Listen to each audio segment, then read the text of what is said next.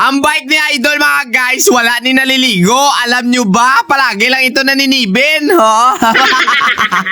Shoutout kay Idol, no? Ba, magandang morning sa inyo mga guys. Oh, latawa yung bike blow. Bastante sa trapo. Kaya mga guys, oh, latawa ang kanina. Ang kags ya, ba, limpyo-limpyo. Kaya mo ginayang ginanami ako sa iya kung maglimpyo sa bike ya kay puwerte kaya kalimpyo ba?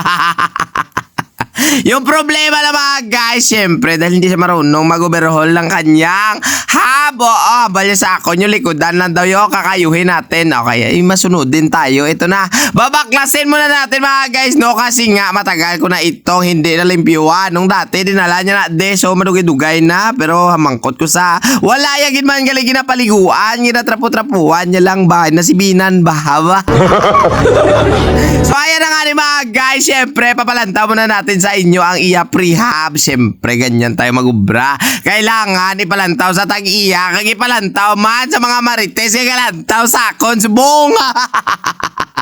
Oo, nalatawa bala. So, hindi man siya masyado mga guys maiko, no? Kailangan lang talaga i-service natin kasi nga, pag natamaan gani ni sa gamit, kag siyempre, ang iya grasa, brown-brown na, ati laban-laban, magkakalog-kalog ginasa. Pero subong, ba, blue-blue, pag bearing niya, ate, amo na, limpiwan, tanay mga guys, ha? So, ipalanta ko muna sa inyo, before in after, bago natin kuskusan, siyempre, kakaskeke na iya. Wow!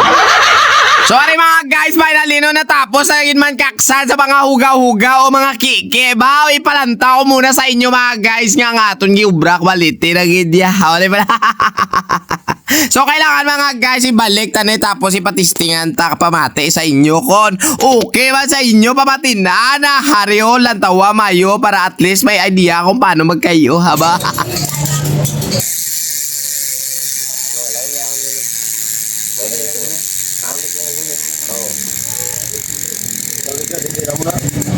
Nadula ko niya. Ha? Nadula ko niya. Hinay na lang. Kung tabunan na to, inganin na yasal ko may tabon. Alam eh, gapon. Alam eh. Mo na ilam eh. Wow! So ayan na napatihan na ninyo mga guys ang uni-uni sa iyang hub no. So bali ginimo ko na 12 spring ang iyang ano blang hub. Oo ginimo ko 12 spring para daw gatag-gringid lagi ate sa ako na ng idea kung paano ko siya gipaslak na. Tapos mga guys sa request ni Idol nga higko daw ang iyang uwil sa aprino ate ginimo ta ang manami malimpyo haba. So maraming salamat mga guys no hanggang dito na lang si Maninoy ninyo kay si Idol gigil na sa pag testing ay ambot na lang gida. So maraming salamat hasta lang si Maninoy ninyo didre. God bless, I love you and then iyan pa.